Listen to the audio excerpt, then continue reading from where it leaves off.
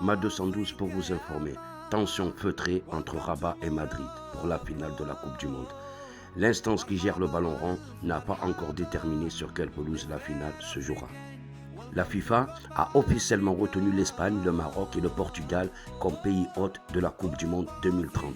Dans ce cadre tripartite, chaque pays propose des stades pour accueillir les matchs, y compris les matchs les plus prestigieux, inauguration, demi-finale et bien sûr la finale.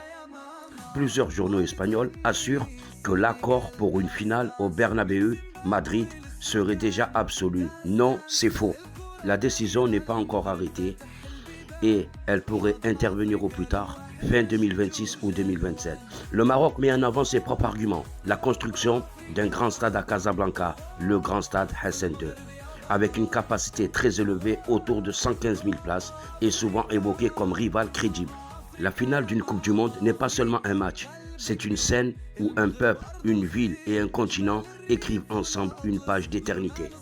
L'Espagne, qui possède 55% des parts de l'organisation, et d'après les dires de Louison, il devrait prétendre à l'organisation de la finale, qui devrait créer 185 000 emplois. Mais du côté marocain, les chantiers pour être aux normes de la FIFA sont en cours.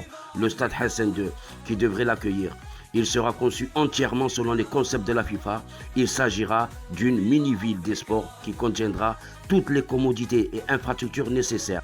Depuis quelques semaines, les médias espagnols, notamment Marca, AS Mundo, Deportivo, ont lancé une campagne médiatique en faveur du stade Santiago Bernabéu.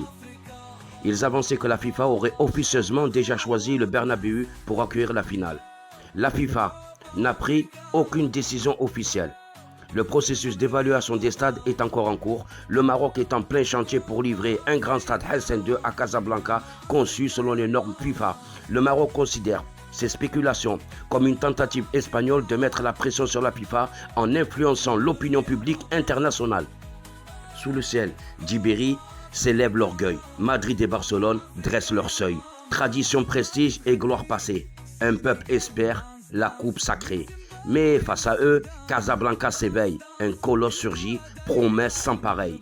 Le Hassan II, temple de lumière, ville du sport, cité frontière. Qui portera l'ultime flamme? Qui fera vibrer la grande âme? Espagne ou Maroc? Deux destins liés dans l'histoire du monde à jamais gravés. Le grand stade Hassan II, 115 000 places, mini-ville sportive, avec hôtel, terrain d'entraînement, gare RER, intégré. Aucune décision officielle de la FIFA. La bataille se joue autant sur le terrain des infrastructures que de la communication. L'Espagne cherche à imposer un fait accompli médiatique. Le Maroc avance son projet monumental pour créer la surprise au moment du choix final.